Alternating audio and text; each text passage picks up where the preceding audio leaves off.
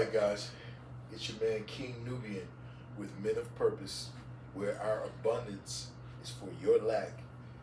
Stepping out on the Demons and Disciples podcast this early in the morning at 2:41 a.m.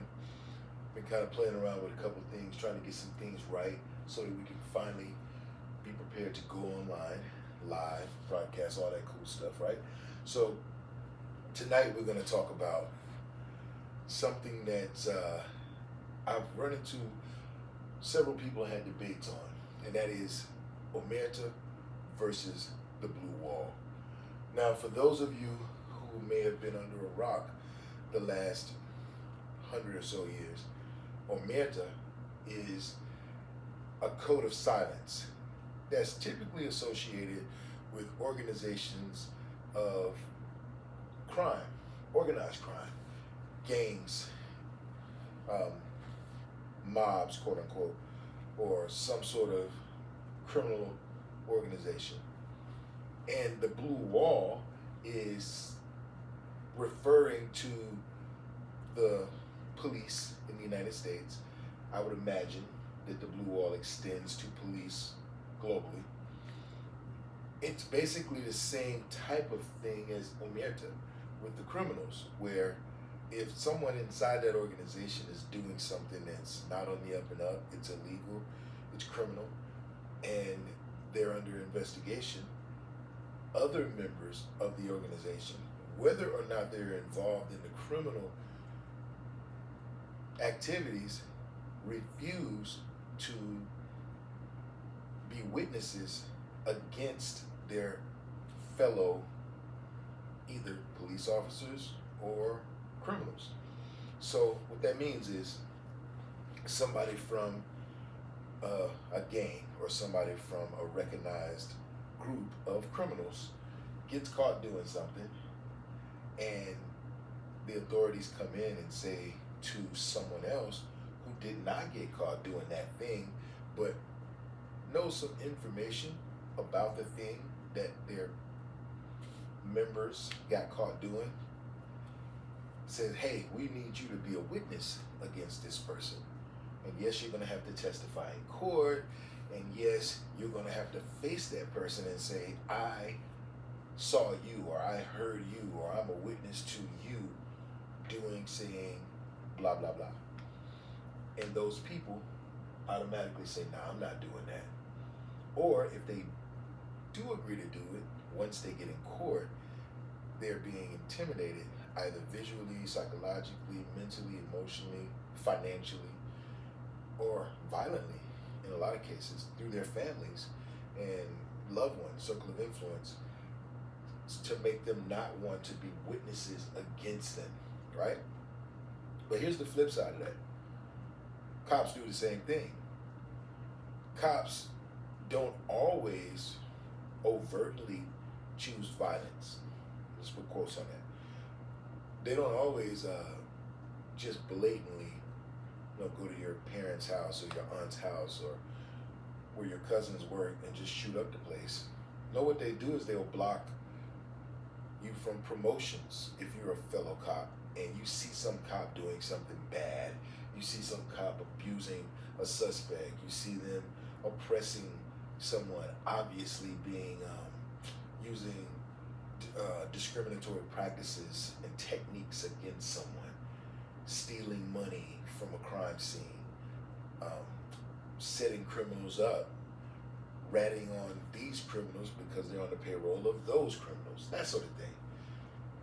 When cops see other cops doing that and they want to do something about it, they want to stand up and do the right thing, God forbid they do what cops are supposed to do, and that's stop crime, oh no, oh my, then there's this feeling of disdain toward the cop that's actually trying to stop the crime and the activities of the other cops who are committing those crimes. And they throw up what's called a blue wall. And the blue wall means that if you're the cop who's going against another cop or group of cops for whatever reason, it doesn't matter if you actually saw them, caught them, heard them, witnessed them, whatever, doing a crime, if that crime is as minimal as jaywalking, or if that crime is as serious as murder, rape, kidnap, skimming several large amounts of money out the top of a drug bust, selling drugs, conspiring against other people, whether they be cops or not. It doesn't matter what you as a fellow cop are going to witness against other cops for. Your career is in the crapper, right?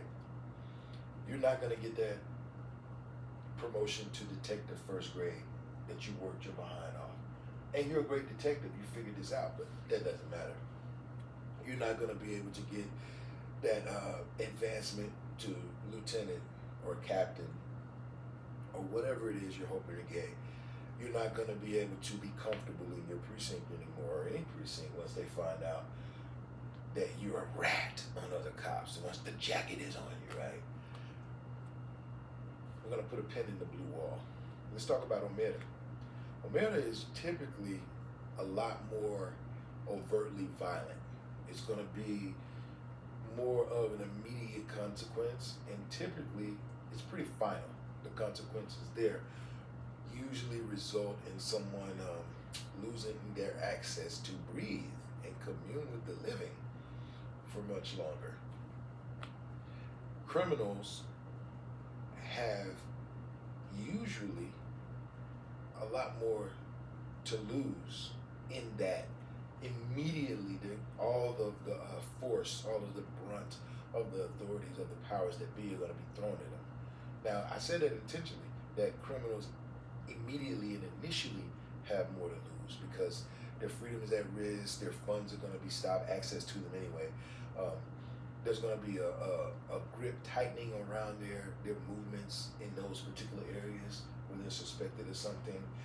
Their bank accounts, if they have any, are going to be frozen, or any other assets and properties, they're going to be looked at a lot more keenly by the authorities because, you know, they're criminals, and the agreed upon consensus is that if you're a known criminal and you're suspected of doing criminal activities, then odds are you're probably guilty, right?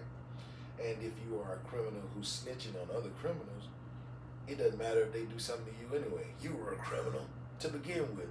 So yeah, we're going to leverage you and all those things that we think or know that you're doing, and we're going to tell you, instead of you getting 100 years, we'll give you 50 years. And you start to think, well, maybe I'll get out when I'm 85 or whatever. And you start thinking of everything that you can tell, all the people that you can roll the bus on to try to get that 50 years even lower, so that when you finally do get out, you'll have some sort of a life that you can live. Not realizing that you're likely never going to get out because you're probably going to get murdered while you're in there, right? Even criminals who don't have anything to do with your enterprise don't like criminals who snitch, right? Now, here's where I find the irony. Remember I told you we were going to go back to the blue wall. But before we go back to the blue wall per se in and of itself, let's talk about when I said criminals initially and immediately have the worst end of it, right? Long term, if a criminal can somehow, some way survive the snitching, telling on another criminal, if they can, at the end of the day, they're still criminals. That's kind of the behavior that's expected. Overall, I mean, obviously there's honor among thieves type of thing, where there used to be. These people nowadays are a different breed, but that's a whole other story. If a criminal is somehow able to escape the wrath of the criminal community by turning state's evidence on someone, then their life can actually be better. They can be behind bars and they can still live the same quality of life that they lived on the outside in many extents, right? Conversely, if you're a police officer or associated in any way with law enforcement, and you get that jacket upon yourself as being a snitch, or if you're not locked up in a snitch as a law enforcement member or former law enforcement member, but you are incarcerated for whatever you did amongst those criminals that you and your ilk put away, then your life is only going to get worse. If you're locked up as a law enforcement official or former, you have to go completely to the other side in order to survive. You have to just decide to fully embrace being a criminal. You have to bring all your tools, all your access to figuring out how you captured those guys to them. And so you can be an asset to now the criminal side of it, because you can't be in prison standing on being a member of law enforcement when you're locked up with the very people that you have committed yourself to, be against. That's not going to bode well for you.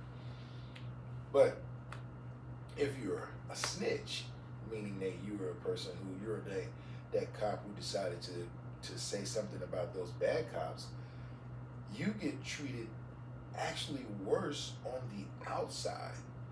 And you're not getting treated worse by people in your neighborhood. You're not getting treated worse by your grocer. You're not getting treated worse by your church parishioners or by your co-workers. Well, you are getting treated that way by your co-workers because your co-workers are cops.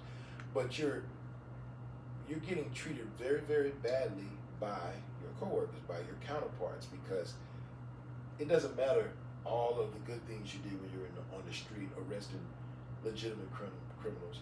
It doesn't matter all of the programs you may have initiated and all of the lives you may have touched and all of the people that you may have changed their perception of by having them see you doing good deeds as a cop, having them see you be a stand-up member of a police force, having you actually embody what those commitments are supposed to be. They don't care about that. All they care about is that you stood against them and told them they're buddy, who was actually a criminal, who was actually doing things wrong to people, who was raping girls, who was having people killed, who was selling dope, who was doing all kinds of debauchery and bad things. But because he had a badge on and wore a uniform, they felt like, we just look the other way. We'll talk to him. We'll have an intervention. Because clearly and surely, because he decided to go through the academy and pass, that automatically, in their eyes, and this is real, makes him not only a better person than anybody else who's not in their club, who's not in their gang, because let's just call it what it is.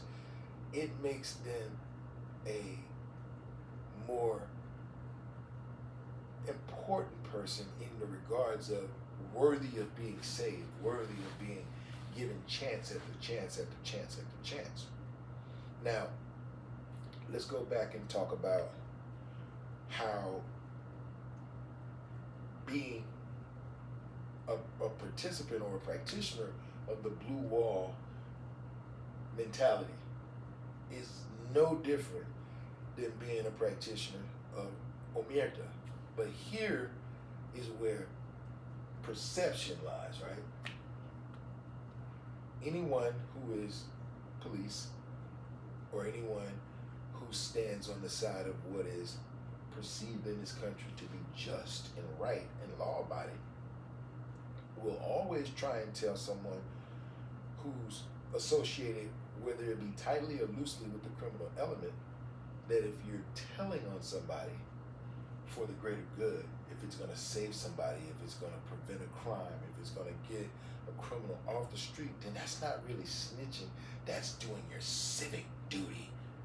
Now listen, Jamarcus, I know that, you're a part of the rolling 20s and that you don't really want to tell on little TT and them, but trust me, that drive-by shooting that they did the other day is only going to get worse because Pork Chop and them are going to come back and it's going to be Pork Chop kill some of TT and them's crew and then TT and them kill some of Pork Chop's crew, and before you know it, nobody's got a crew. You have information to stop this. Well, go ahead and tell on them if you, and then after you tell on them, Go back to your house in that same neighborhood where you have to see these gangs on either side, and hey man, we wish you the best. I mean, we're not gonna come in and save you or anything. We're not gonna give you any money or send you to school or relocate you or anything. This is just some local stuff, but you need to tell. And I tell you what, if you don't tell, that jaywalking thing you got, we're gonna trump it up to something crazy, and you're gonna screw up your whole future. Right? This is what all the law-abiding citizens, all the law enforcement personnel are telling this poor kid, right? Meanwhile, it doesn't matter how many people police officers kill, it doesn't matter how many people they abuse, it doesn't matter how many times they've stolen, it doesn't matter how many times they've broken the law. The only thing that matters is that they are part of the club. They are a member of the blue gang, right? They are indoctrinated. They're made men and women. It's no difference. It's no different than being a made person or the equivalent of being made, you know, if that's even a thing. I mean, that's a Hollywood thing, right? But the equivalent of it, right? If you are indoctrinated into the blue uniform, you're a made person, and you're expected to behave the same exact way that a gang member would behave, that a mobster would behave, that a street tough would behave, that a common thug would behave. If you get caught operating outside of the parameters of whatever it is we say we do, meaning if you're a criminal and you get caught being a criminal, or if you are a cop and you get caught being a criminal or doing criminal activities, then the rest of the people in your organization, whether or not they are privy to what you were doing, whether or not they benefited from it, whether or not they participated in it, they're expected not to say a word. And not only are they not expected to say a word, here's the thing that really trips me out about this very, very conceited way of thinking, you know. Not only are they expected to not say anything, push comes to shove, they're expected to stand up for these bad cops. They're expected to rally for them. They're expected to, if they need to, omit information when questions are being asked. They're expected to embellish information if it's going to make their counterparts look better on paper, sound better in court. They're expected to outright lie in cases to provide alibis, to make it seem like or appear like this person was somewhere that they were not, so that it can't be proven that they were somewhere where everyone who is telling on them knows that they were, right? It's insane. And then it gets even worse because the justification from the higher ups, from the brass, you know, people like talking about the brass is always going to be people at the top or whatever profession you're in, and the people who are associated with the cops, but not necessarily cops themselves. Maybe they were, maybe they weren't. The politicians, you know, your local politicians, your deputy mayor and your mayor, your alderman, your congressman, depending on how large your city is. Here are the excuses they start saying, well, you know, if we tell the truth on Officer Sullivan, every arrest he's ever been involved in is now going to be subject to overturn. That means every prosecutor who touched those cases, their cases are going to be subject to be overturned. Every judge who had those cases, their cases, even the ones that don't involve them. Like, who cares? That's not our fault. You are so worried about trying to police other people, and you can't even police your own precinct. Now, how is it? I mean, and I want us to take this seriously. A precinct, no matter what size it is, because a precinct is supposed to be, you know, per capita, equipped to deal with the area that it's positioned in. How is it, whether you have a super large precinct or you have a super tiny one, we as citizens are expected to believe that you can police whatever area you're supposed to be designated to properly, accurately, fairly, and indiscriminately when you won't even police the space between the walls of your precinct, right? You won't even do that. And we're supposed to believe that you're not bigots when you go to certain neighborhoods and behave certain ways that you wouldn't in other neighborhoods. We're supposed to believe that you don't profile. We're supposed to believe that you don't do traffic stops that you allege are random, which aren't random. We're supposed to believe that you don't have a preconceived notion about certain people in certain areas who dress a certain way, who look a certain way, who sound a certain way. Because, I mean, surely you can be fair.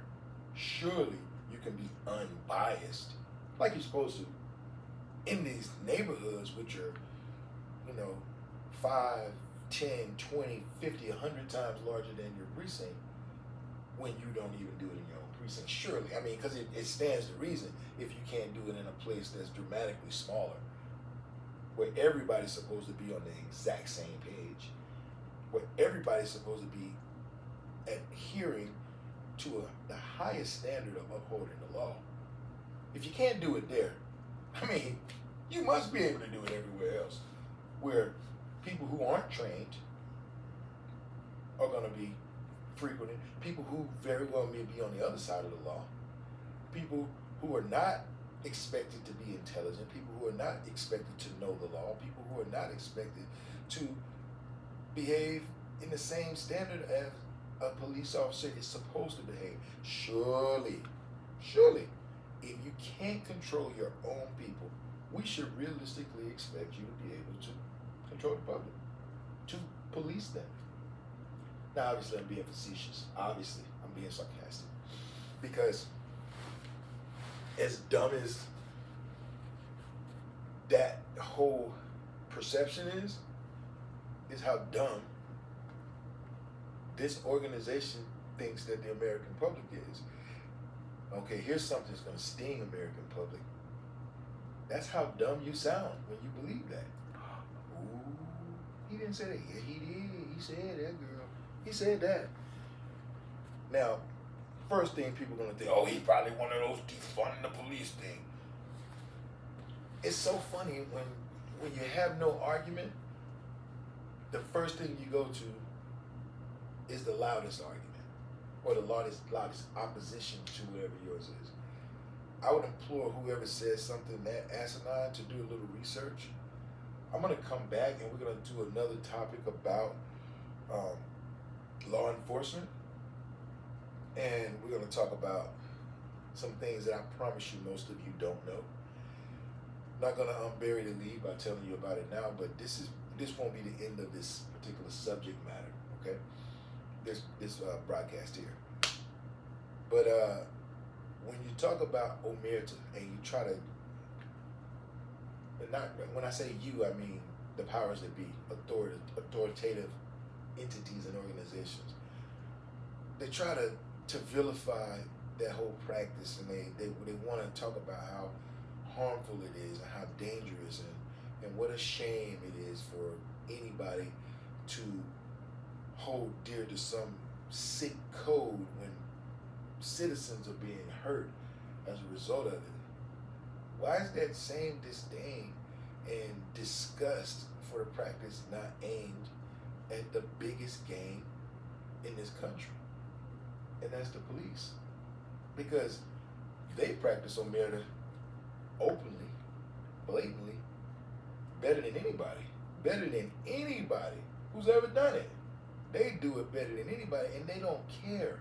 That's the thing. They have laws in place to say that they can do this without even being prosecuted. Now, try that off as gangs don't have that. Mafias don't have that. Triads don't have that. I can go on and on. There's no law in place that says, hey, I can go out there and kill somebody because I'm scared, even though I'm supposed to be trained, and you can't convict me. I'm a part of the blue wall, right? We can't do that. So this blue wall nonsense is no different than Omertà, with one glaring difference.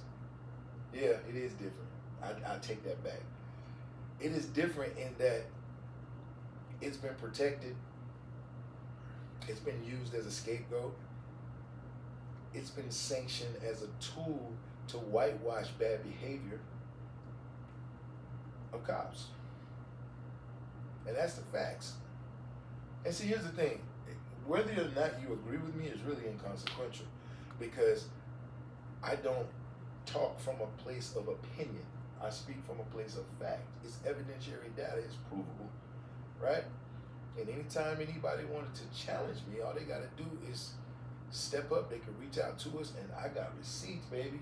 I will show you some receipts. And what I don't want to hear, and what I'm not going to listen to, is how you feel about something. I don't care how many generations of cops you come from. It's still a game. I doubt that most people even know what they've aligned themselves with. And here's another cop out. Well, things may start off a certain way, but this is how it is now. That would be embarrassingly romantic if that were the case, but it's not. The police entity in America is behaving and functioning exactly the way it was intended. Ooh, as bad as it is, as broken as it is, as lopsided as it is, as bigoted as it is, it's performing exactly the way it was intended. Yeah, that's gonna mess a lot of y'all up. We're gonna come back to this. I have a feeling that this won't be the last time we talk about the Blue Wall versus Omertà. We also have a topic coming up involving this organization that you guys are going to really like, because it's going to wrap in a couple more organizations too. I can't wait for that. I almost did that one tonight, but I changed my mind. Tonight was more or less about making sure I got my mini mics working, which I do. Making sure I got my camera angles working, which I did not. I'm disappointed about that. I did not. I have a couple of camera angles, but they're not working the way I wanted them to work. And basically about, seeing how well I would be able to do a show if I were on the road. I'm on the road right now. I'm traveling, my son and I. So I'm not in our typical studio. These surroundings are alright, but you could probably tell that I'm in a hotel, and I'm not in our luxurious plush appointments that I'm used to. However, after we look at this, we'll determine whether or not it was something that we can work with, and we'll tweak it accordingly, make the necessary adjustments, and go from there. Again, this is a Men of Purpose podcast, where our abundance is for your lack. And I'm King Nubian. The name of the podcast is Demons and Disciples. And I am very, very excited to announce all the cool stuff that we have coming out, all the merchandise we have coming out, all the opportunities that we have for local movers and shakers in Fayetteville, North Carolina, and in Atlanta, Georgia, where we are stationed. I'm excited about all the inroads and the connections that we made, helping the disenfranchised, the at-risk, the overlooked, the downtrodden, the oppressed, the forgotten. And more than anything, I am super, super proud to be associated with a group that understands that the plights and situations that we find ourselves in, and when I say we, I mean melanated people in this country, is largely our own fault. Ooh, that's gonna hurt some of us. What you mean it's our fault? We've been oppressed, we've been 40 acres and a mule, Whitey did this, bobbity, blip, blip, blap. Yeah, man, all that stuff is true. All that stuff is true, but at some point, you have to stop whining and crying and start doing something about it, right? At some point, you just have to ask yourself when you're gonna do it. Omertà versus Blue Wall. At the beginning, I asked what the difference was. I'm telling you that there's very, very little difference, except that one is legally sanctioned and the other is not. It's the same. One, we know, is associated with gang life and criminal activity. The other, we also know to be associated with criminal activity, but I contend that the biggest gang in the United States are the police, and they behave accordingly. If you think I'm lying, I challenge you to come into my show and prove me wrong. My name is King Nubian. This is Men of Purpose, Demons and Disciples podcast, and I look forward to the next time we chat.